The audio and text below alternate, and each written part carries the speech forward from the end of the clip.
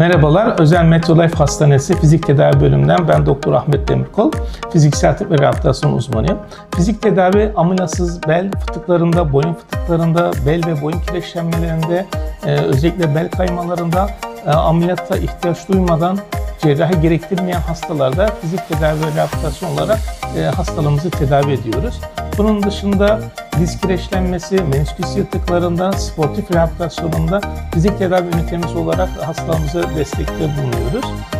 Sportif rehabilitasyon olarak özellikle menisküs ve diz protezi gibi cerrahi geçiren hastalarda ve kırık hastaların daha sonrası kırık rehabilitasyonlarında fizik tedavi ünitemiz olarak hastalarımıza destekte bulunarak yaptıkları işlemlerin daha çok fayda görmesine devam edeceğiz. Bu tür şikayetlerde özellikle cerrahi geçiren hastalarda kliniğimize bekliyoruz.